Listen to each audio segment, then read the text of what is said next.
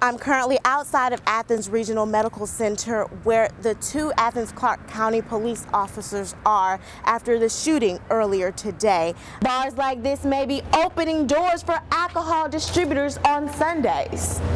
The South Augusta Flea Market has never closed in over 30 years, even after the big fire. This building behind me has been infested with mold and has been closed for over 2 years. And Glen Hills is climbing new heights with new computer labs, technology in the classroom, and more group work. What people say is they want something bigger. It may be hard to believe that events taking place over 6,000 miles away are affecting people right here in Athens, but they are. Parking in these middle lanes, known as loading zones, is not a major issue for them, but some drivers say it's a bigger problem than it may seem. If your Honda Fit is included in the recall, the company will send a notification to you in the mail by early March. Once you receive the notification, you can take your car to any Honda dealership and they will fix the part for you for free.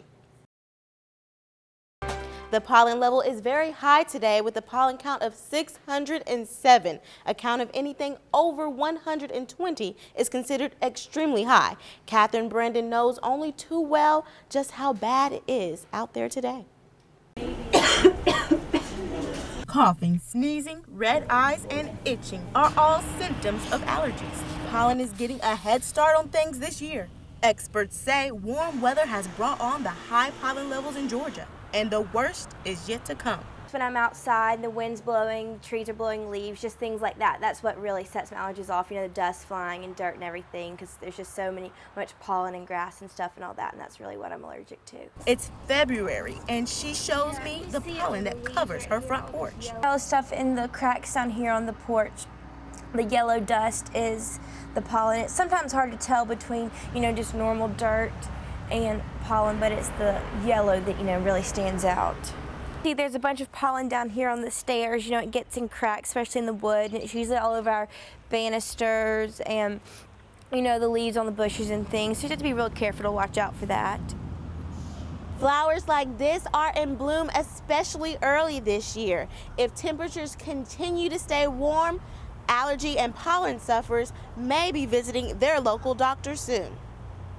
2 allergy pills every day, and then I take a shot once a week at the health center and the allergy clinic. That's helped a lot. I've been doing that for about 2 years. UGA Health Center representative gives advice to people who are feeling the tickle in their nose. Come on into the health center if you're a student and see your clinician, see your primary care provider, or talk to the pharmacist. And our pharmacy carries a lot of over-the-counter products that are inexpensive and that can really make you feel a lot better. The worst thing you can do is try to self-medicate if you don't know exactly what you're doing. Brittany Jones, UGA News Source. Here on the corner of Mike Paget Highway sits the Mo Money Pawn Shop. The shop owner, James Tidwell, was shot and killed back in April. He was the kind of guy that everybody liked. He's always smiling. He would always help you. The grand jury has indicted the man allegedly behind his murder. Earl Diggers reflects on the loss of a friend he knew as Benny. I can't imagine a world without Benny, to be honest with you. He was a really close friend. Investigators say Clinton Alexander Shelton shot the owner and dropped the gun, only to be caught a short time later. It's 3 months after Benny Tidwell was shot, and Mo Money Pawn Shop is now closed. Longtime friend Earl Diggers is selling this place full of many memories. Lost my best friend there. I don't think I want to go back there. Friends and family are having a hard time dealing with Benny's death. They're just absolutely shocked.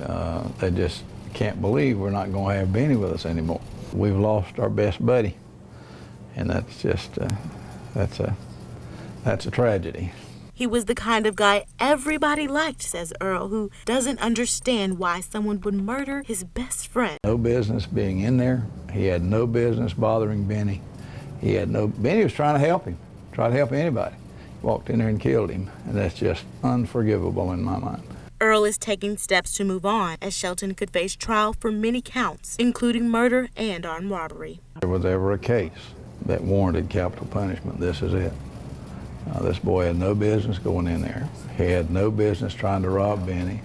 and he certainly had no excuse to kill him. Brittany Jones, CBS News 12, Augusta.